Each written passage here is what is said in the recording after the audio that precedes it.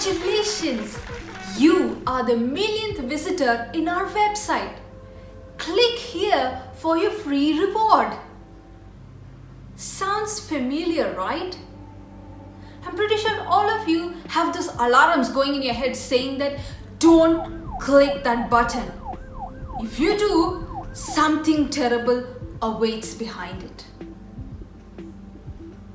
Well, these are just a few ways cyber attackers use to get information or steal information from you.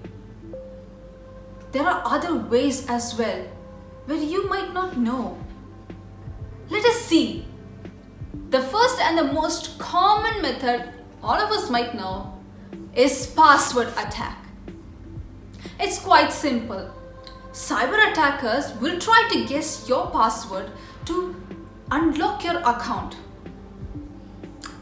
Now you must be wondering in your head, of course, why would they go and attack my account when I have strongest password in the entire world? Do you really have it? Most of you might have easy passwords such as your dog's name, your date of birth, your grandma's information, or probably even a password as password 123. Quite simple to remember, right?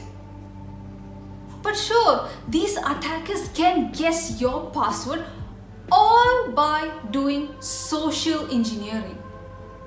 Now, what do you mean by social engineering? Social engineering is a way that cyber attackers ask questions so that you will reveal the information to them. They will ask your name, your age, your parents' names, your dog name, and you, as a very gullible person, will give out those information. Then these attackers will put all the information they have gathered into a program, and this program will keep trying on the password until the account gets locked. So you can see how smart these cyber attackers are. All they have to do is run the program, and the program keeps trying and trying the password till your account unlocks, and the attacker is probably enjoying their coffee. Now, the second most common way is by the term phishing. I didn't mean by the fishing you go out in the sea or in the river. It's quite simple. All you have to do is look into your email or probably SMS saying that, hurry up, you need to click on this link and log into your account. Your account has been hacked. What do? Of course, as the most sensible person, you would click on the email link and you will enter the account information, checking that whether you have been hacked or not. But did you check where that email has been from? Is it from the attacker or is it from the website themselves? This is one of the few ways we have where emails are being sent from attackers impersonating, deceiving you as if they are from real companies. And when you click on the links given by the attackers can use the information, your username and password that you have entered through that link to unlock your account. And phishing doesn't just happen by email. Everybody gets the email, but some of you might be smarter saying, I know that this is a fake email. There's a term called spear phishing, where cyber attackers will literally investigate who you are before you're attacked. They will try to know your best friends. They will try to know who you're working with, which company, how much salary you're getting, your home address, so on and so forth. And then they will impersonate someone whom you know. They will impersonate as your best friend, asking for desperately help. Please send me some money. I'm really in this trouble. And you obviously, as a best friend, will send all the money and all the help possible to the fake friend. Ultimately, giving a happy smile to the attacker. Now, the third way, which is not where you can see, but it's often there. Man in the middle attack. Now, from the name itself, you can somehow get it like there's a man in the middle. But in the middle of what? In the middle of your conversation. Now, as you go around browsing on websites, entering your details, clicking on images, the man in the middle knows what you're doing. It's quite simple. This man or the attacker sits in the middle of your website server and your computer. And all of this happens in a network. So as you trying to access, probably let's say you're accessing an image, the attacker will also know and can see what image you're trying to see. He can also see each and every individual keystrokes you're doing. It's like someone is trying to listen into your conversation where you and your friend are having. This kind of stealing of data is called man-in-the-middle attack. So if you see websites that have unsecure connection, especially when you hover around the broken padlock, which says HTTP, it says unsecure connection. You probably have to be aware that a man-in-the-middle attack could possibly happen. Next, going along the journey, we have another type, and which is the far more recognizable. Malwares. Yes, now alarms are going around your head. Yes, malwares are those programs that are very bad for us. We should be away from it. Now there are different types of malwares that happen over here. Now there are viruses and worms. Now viruses and worms are quite similar, but they are not the same. You see, viruses are programs that can be executed or that can be run just by you clicking on the infected file. Or let's say, suppose an attacker sends you an email saying, "Congratulations, you have won $10,000.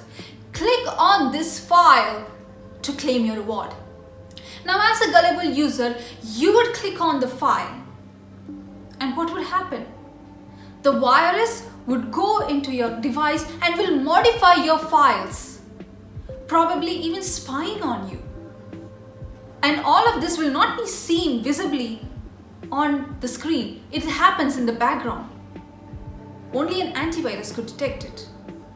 A worm, on the other hand, can replicate. If you have the virus, maybe your friend who's connected to the same internet or network as yours would get it. It replicates to everyone. So that's worms. Now, there are other terms which scares you, like ransomware. Oh boy, everybody knows about it. But what is exactly a ransomware? A ransomware is a piece of software that encrypts your files. Means they will lock your files in a such way that you cannot access them. But in order to access them, the attacker will say, "Give me the money," or "Give me this much dollars or this much bitcoins so that your files will be free." Next, there are other many types of malwares that they don't have to be ransomware, they don't have to be viruses, but they can do silent things in the background, such as spyware. Now, spywares are software that looks so genuine, yet they are dirty behind it. Let's say you're downloading an app that promises you to clean the space on your device. Of course, it may look all fancy. It cleans your device. It shows the little brush icon cleaning. But behind it, it makes sure to switch on your camera and spies on you. It switches on your microphone, listening to the conversations that have in your home. Scary, isn't it? And even worse than that, there are others who give constantly ads in our devices or even on browsers. Ad here, ad there, till the end. And those are adwares. They constantly keep popping up ads. Now, these are some of the few attacks or few ways that the cyber attackers will get your information or might even do it just for reputation.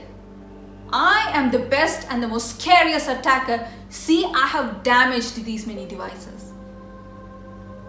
Let me give you some few examples where it will make you think, where if you're wondering, it could not happen to you.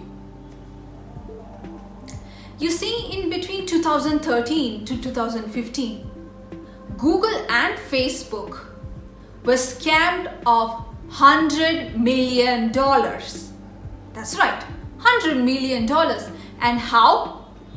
It's all because of a person impersonating as a company.